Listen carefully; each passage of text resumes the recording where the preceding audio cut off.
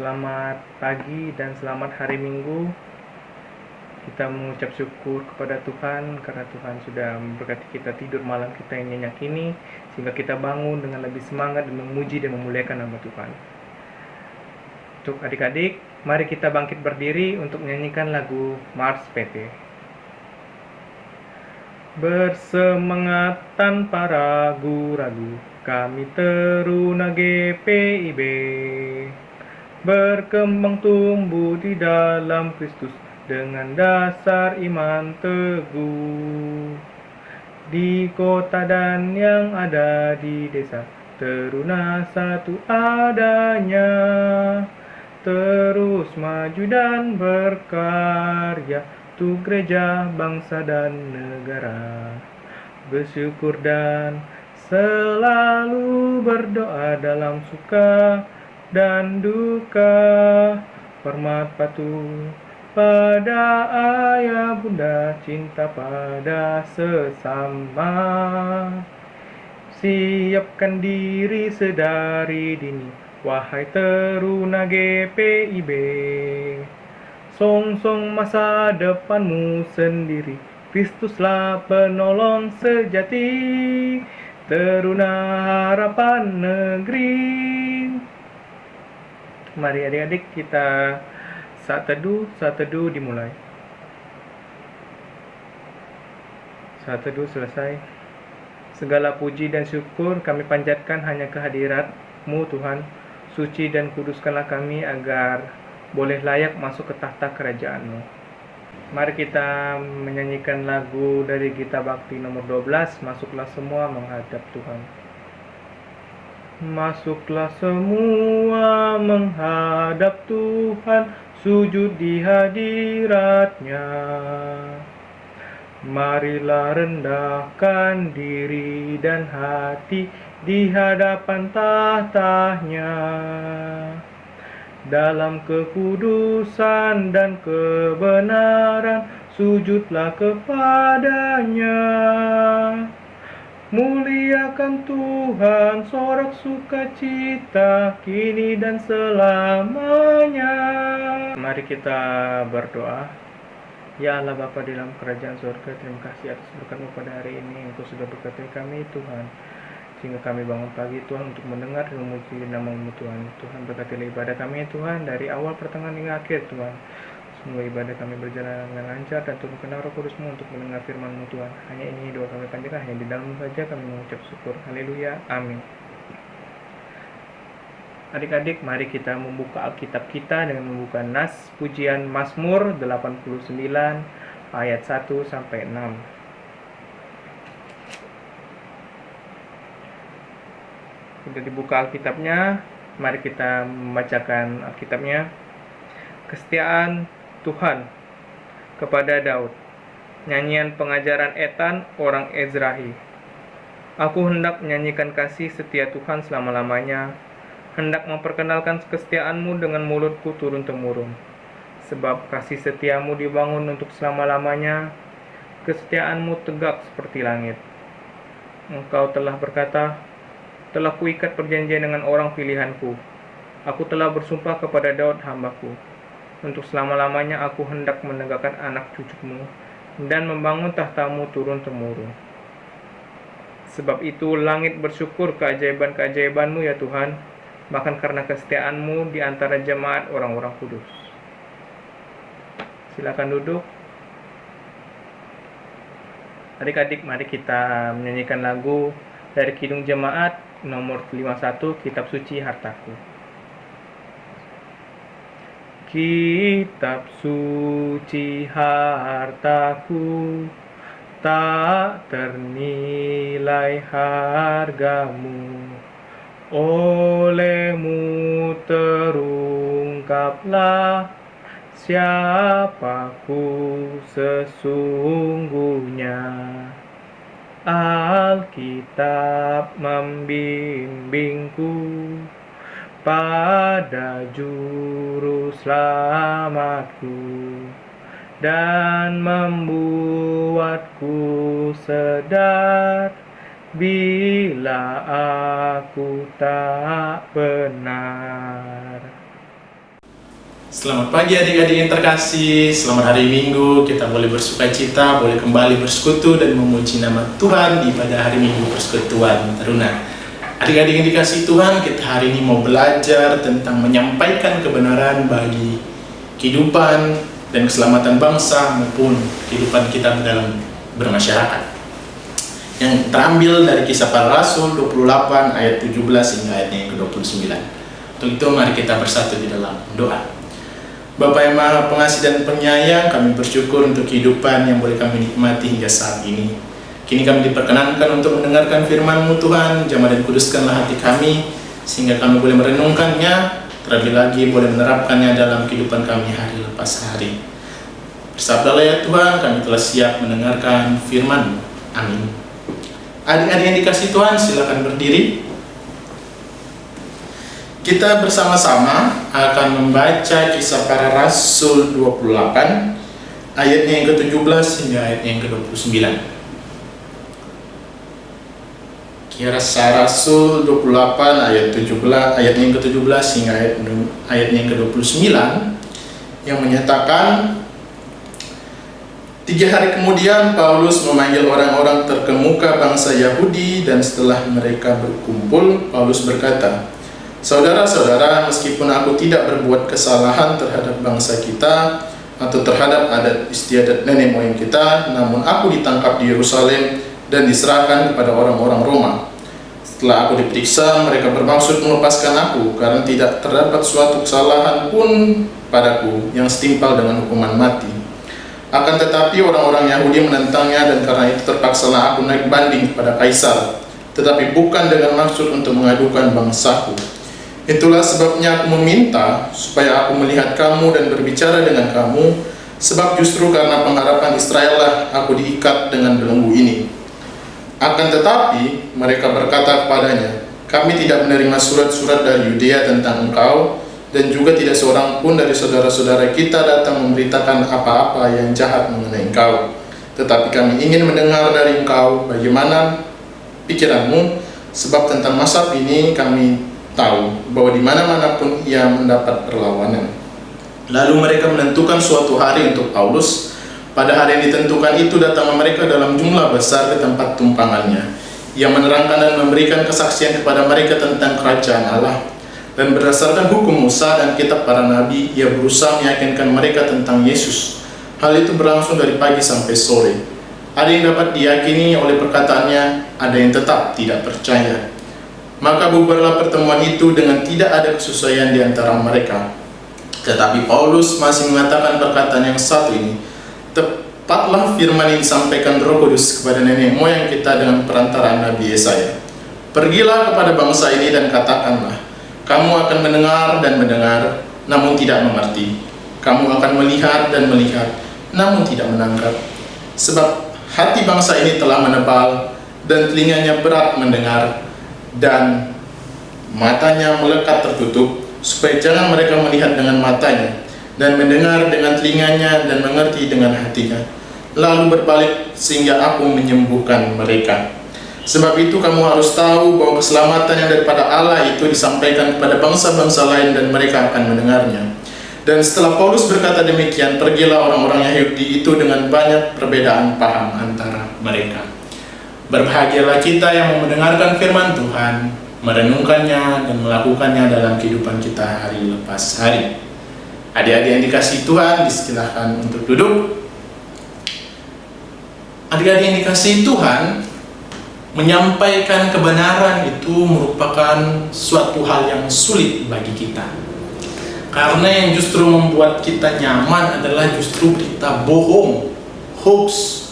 Hoax itu lebih mengenyangkan, lebih memuaskan kemanusiaan kita. secara psikologis kemanusiaan kita lebih menerima hal-hal yang mudah, yang enak, yang mayoritas menerimanya. Kita lebih senang termakan akan hoax, berita-berita bohong, karena kebenaran itu justru sering menyakitkan kehidupan kita, justru sering bertolak belakang dengan realitas yang harus kita hadapi. Adik-adik yang dikasihi Tuhan, pada saat ini, pada zaman ini, di negara kita, bahkan di negara-negara lain, selalu banyak berita hoax. Yang paling viral akhir-akhir ini adalah kebenaran bahwa virus COVID-19 itu, corona itu ada atau tidak. Banyak yang bilang itu hoax. Kita berada di persimpangan jalan. Belok kiri, tidak percaya, belok kanan, percaya bahwa virus itu selalu ada, bahwa virus itu ada. Kita berdiri di tengah-tengah. Mana harus yang kita pilih? Maka dari itu kita mau belajar dari kisah Rasul Paulus ketika ia harus dipenjara oleh karena ia menyampaikan kebenaran. Apa yang disampaikan? Dia menyampaikan sebuah ajaran iman bahwa keselamatan itu hanya didapatkan melalui Yesus Kristus. Yesus Kristus adalah Mesias yang digenapkan melalui kerajaan Allah pada nantinya. Apa itu kerajaan Allah? Kerajaan yang akan datang di masa depan, menggenapkan segala nubuatan-nubuatan yang telah Yesus lakukan, menggenapkan apa yang telah Yesus kerjakan, yaitu menyelamatkan manusia dari segala dosa melalui kematiannya di kayu salib dan kebangkitannya lah yang membuktikan bahwa ia Mesias, bahwa ia Allah, dan ialah Juru Selamat. Itu yang disampaikan oleh Paulus kepada jemaat di Roma. Tapi persoalannya pada saat itu, pemahaman yang disampaikan Paulus tentang Yesus ini justru ditolak karena bertolak belakang dengan pemahaman yang sudah dimiliki oleh masyarakat bangsa Yahudi pada saat itu. Bangsa Yahudi tetap meyakini dengan cara paham mereka memandang Allah, dengan tradisi-tradisi mereka yang masih menyembah Allah-Allah lain, masih meyakini dengan kebiasaan-kebiasaan agama mereka. Itulah yang membuat Paulus ditolak untuk terus menyampaikan kebenaran, sehingga ia dianggap ancaman karena ia telah menista agama Yahudi pada saat itu, sehingga ia harus dipenjara.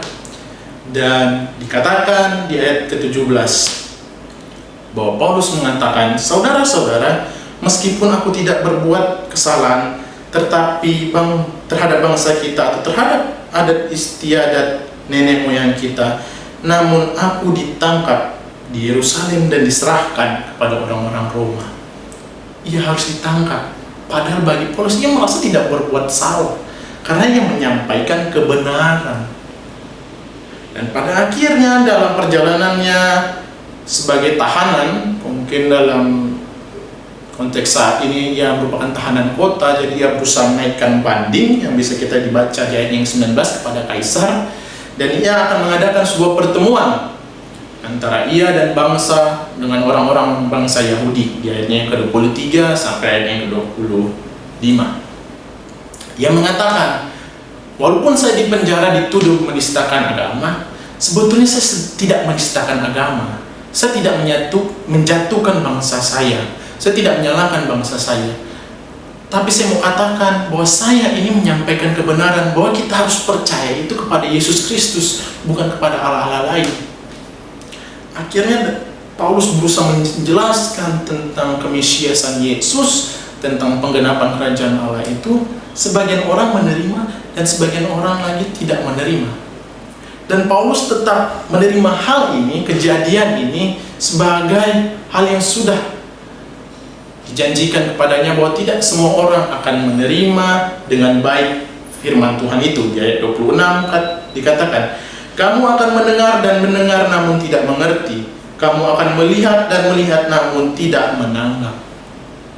Orang-orang sudah mendengar, orang-orang sudah melihat, orang-orang sudah menerima, tetap menolak pemahaman yang disampaikan Paulus. Itu sebuah kewajaran bagi manusia yang melihat kebenaran itu selalu relatif, tidak bisa mutlak antara manusia satu dengan manusia yang lainnya. Kebenaran selalu bersifat relatif, tidak bisa absolut, tidak bisa total. Karena sudut pandang manusia selalu berbeda-beda. Cara pikir, cara pandang manusia selalu berbeda-beda.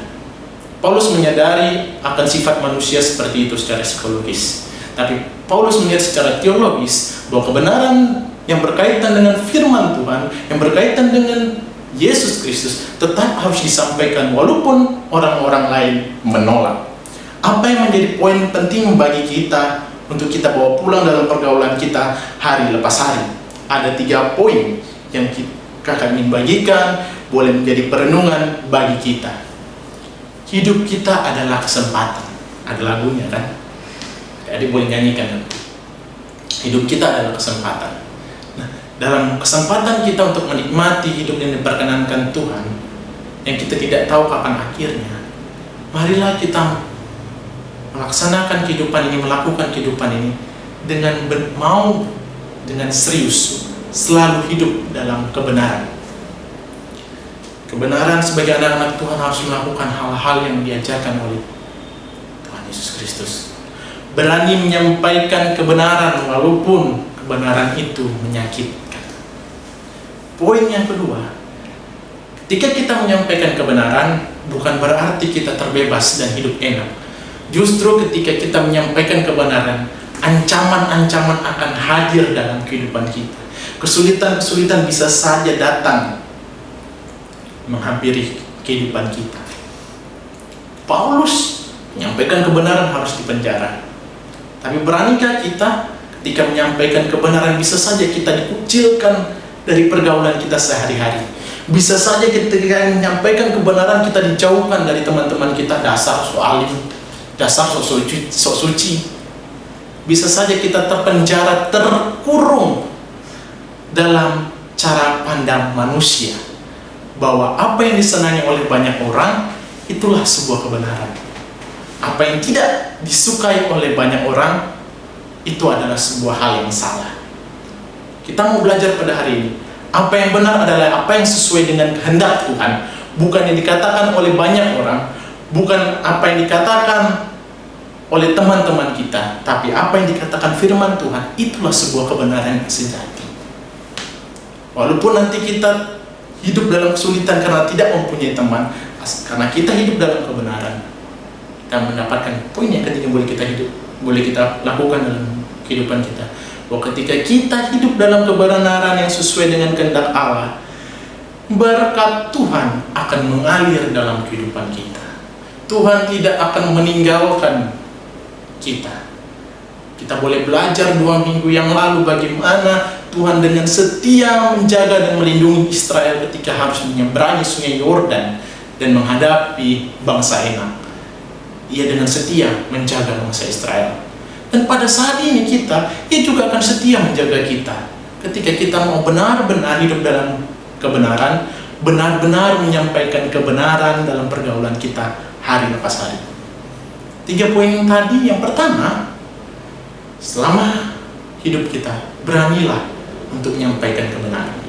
Poin yang kedua, kebenaran selalu mendatangkan ancaman, kesulitan dalam kehidupan kita. Tapi ketika kita mau benar-benar dengan setia menjalankan kebenaran, maka poin yang ketiga, berkat Tuhan dalam kehidupan kita akan terus mengalir di dalam kehidupan kita. Jadi kita tidak perlu lagi takut. Ketika kita menerima berita-berita hoax pada saat ini, marilah kita yang mempunyai akal budi ini sebagai ciptaan Tuhan yang paling sempurna sebagai manusia, kita olah. Kita lihat ini sesuai yang tidak dengan kenyataannya. Bukan kita sebagai agen penerus berita hoax ini ke orang lain, tapi kita mari sebagai anak-anak Tuhan memutus mata rantai pemberitaan-pemberitaan bohong itu. Ketika ada berita hoax sampai di kita putuskan, tidak kita teruskan lagi ke orang lain. Tapi yang kita teruskan ke orang lain adalah kebenaran yang sesuai dengan kenyataan yang sesungguhnya, walaupun menyakitkan. Bukan karena status banyak di like, bukan karena love yang lebih banyak di Instagram, bukan karena like atau pengikut yang banyak, followers yang banyak di IG kita, lalu kita mengatakan orang itu benar. Ketika dia menistakan agama, ada orang lain yang menjelekkan agama karena dia banyak pengikutnya, banyak followersnya, kita bilang dia benar. Tapi yang benar itu hanya bersumber dari firman Tuhan, bukan dari manusia, bukan dari karena banyaknya like, bukan dari banyaknya followers, bukan dari banyaknya jempol yang menyukai status-status itu. Tapi ini, kita seringkali lebih menyukai status-status yang ada di media sosial. Karena apa? Itu lebih enak kalau kita jalani daripada mengikuti ini. Sering membuat hidup kita jadi susah. Kata anak-anak muda, kata orang-orang, tidak hanya anak muda, bukan orang tua saja. Ketika harus patuh dengan ini, susah rasanya. Lebih enak patuh pada status orang aja. Tuhan mau mengajarkan kepada kita untuk setia pada kebenaran di firman Tuhan ini, bukan pada duniawi ini. Selamat melanjutkan kehidupan kebenaran, teruslah menjadi pembawa kebenaran di kehidupan kita bermasyarakat. Kita menyadari bahwa di bangsa kita, kebenaran pada saat ini sungguh sangat menyebar luas, berani menjadi agen perubahan. Berkaitan dengan kemerdekaan kita, kakak teringat ada salah satu tokoh pahlawan, Walter Mongonsidi. Jalan di sini ada ya, Pontianak ya, yang mengatakan setialah pada kebenaran sampai akhir. Nah, tugas kita, kakak ingin adik-adik merekam 1-3 menit, jelaskan apa yang Walter Mongonsidi maksudkan untuk berani menyampaikan kebenaran dengan setia sampai akhir itu. Kalian jelaskan, kalian rekam 3-5 menit, nanti kirim di grup PT, biar kakak-kakak PT nanti boleh men-share-nya ke kakak. Bagaimana kita juga belajar dari pahlawan-pahlawan yang sudah mendukung, membawa Indonesia pada kemerdekaan, bahwa menyampaikan kebenaran itu walaupun sakit, asalkan itu benar, itu akan mendatangkan sukacita. Selamat melanjutkan kebenaran dalam kehidupan kita hari lepas hari. Pujilah Tuhan Yesus Kristus. Amin. Adik-adik pasti sudah mendengarkan firman Tuhan. Mari kita menyanyikan lagu dari Kidung Jemaat 467, Tuhanku bila hati kawanku. 1, 2, 3. Tuhanku bila hati kawanku terluka oleh tingkah ujarku, dan kehendakku jadi panduku, ampunilah.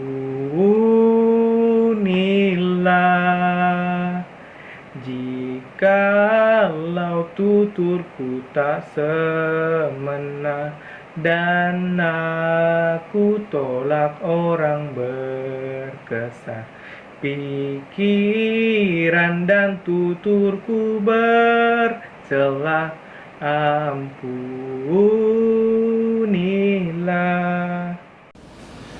Adik-adik yang dikasih Tuhan, kini kita akan masuk dalam doa syafaat bagi adik-adik yang saat ini memiliki pergumulan kesulitan hidup.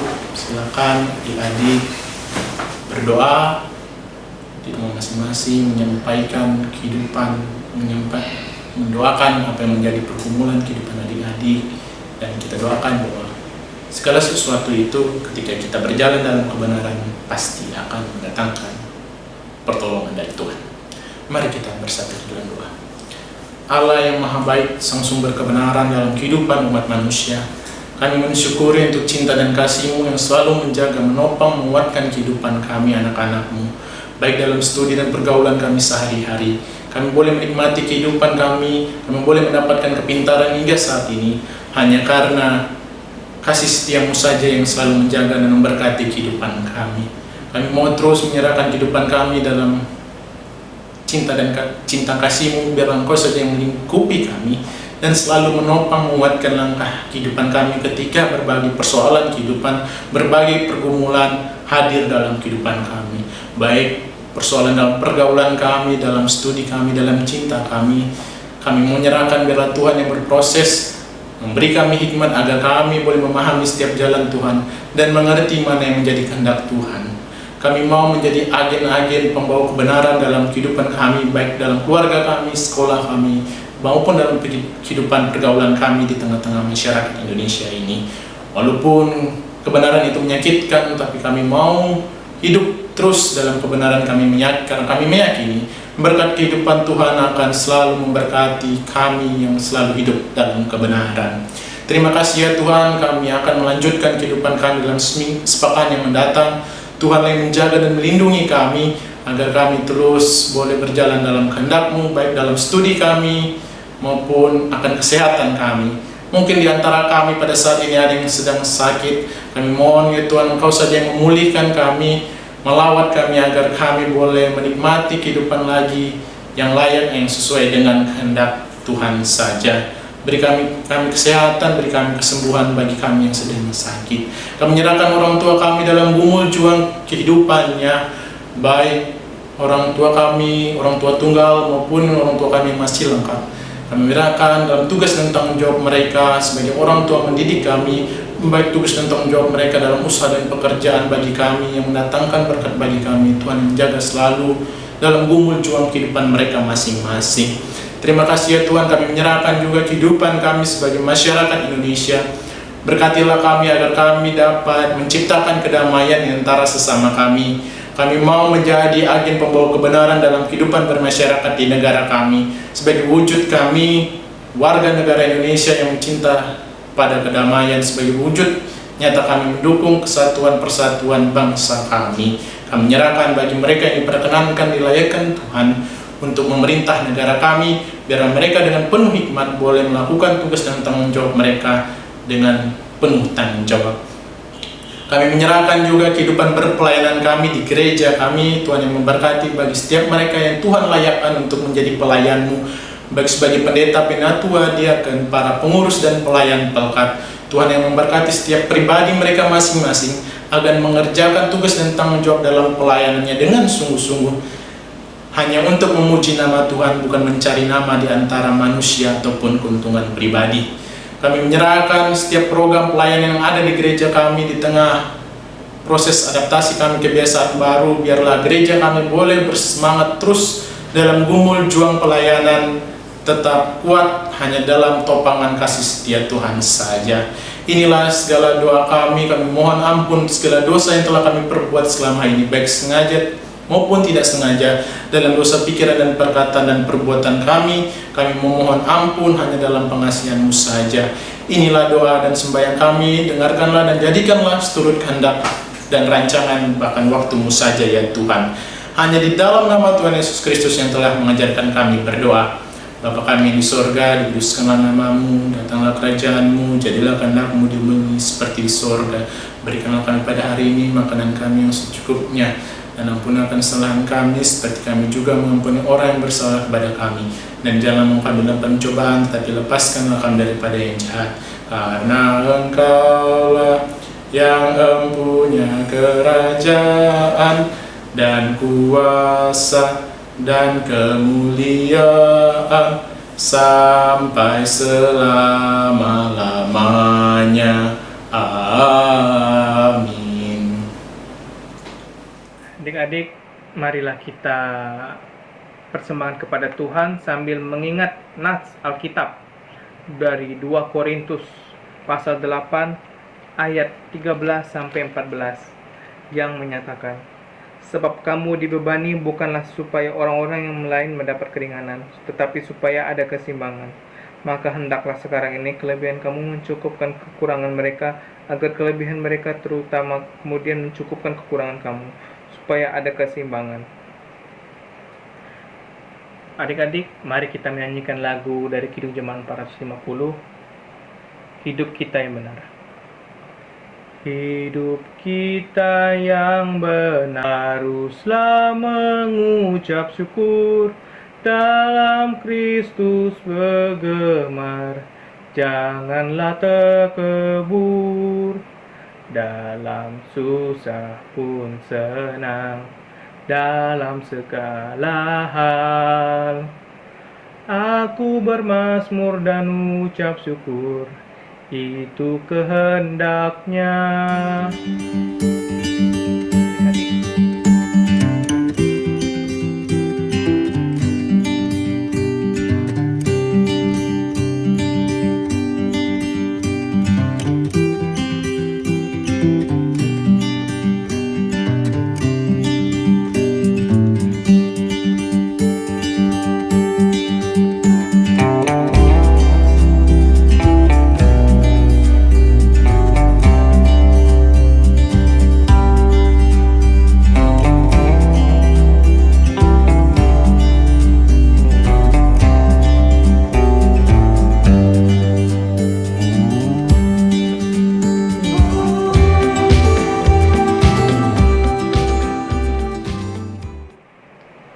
Adik-adik, mari kita bangkit berdiri untuk berdoa persembahan. Bapa kami yang kerajaan surga, terima kasih atas berkat yang Kau berikan ya Tuhan. Berkatilah tangan-tangan yang memberi Tuhan, berkatilah persembahan ini juga Tuhan. Semoga persembahan ini membuat gereja kami menjadi lebih baik Tuhan. Dan juga berkatilah tangan-tangan yang memberi Tuhan, berilah kelimpahan rezeki ya Tuhan. Hanya ini doa kami banyak, hanya di dalam kami saja kami mengucap syukur. Haleluya, amin. Silakan duduk.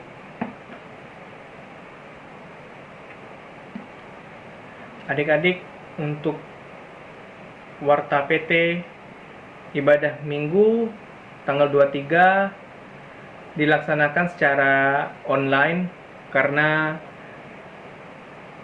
protokol yang harus dijalankan, karena dalam situasi ini wabah corona masih ada.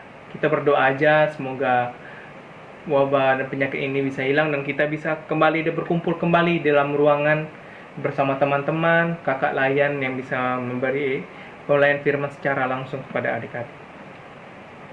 Adik-adik, mari kita berdiri. Kita menyanyikan lagu Kidung Jemaat nomor 426, kita harus membawa berita. 1, 2, 3. Kita harus membawa berita pada dunia dalam gelap, tentang kebenaran dan kasih dan damai yang menetap, dan damai yang menetap. Karena gelap jadi remang pagi, dan remang jadi siang terang. Kuasa Kristus kan nyatalah, rahmani dan cemerlang. Adik-adik yang dikasihi Tuhan, pergilah dalam pergaulanmu sehari-hari dengan tetap menjadi agen pembawa kebenaran dan terus dia menyampaikan kebenaran, karena berkat Tuhan akan tercurah bagi mereka yang setia hidup dalam kebenaran yang sesuai dengan kehendak Tuhan. Mari kita berdoa.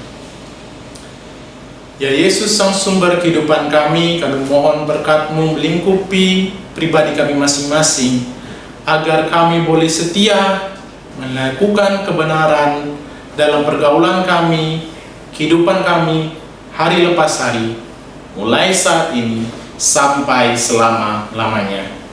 Amin. Bapa, terima kasih. Bapa, terima kasih.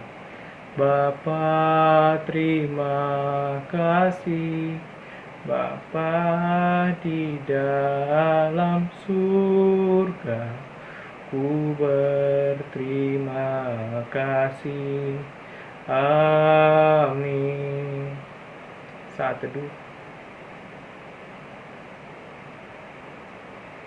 teduh selesai. Untuk adik-adik, terima kasih sudah mendengarkan firman dan ibadah hari Minggu ini. Semoga adik-adik di minggu depan bisa kembali mendengar dan memuji dan memuliakan nama Tuhan. Terima kasih dan salam.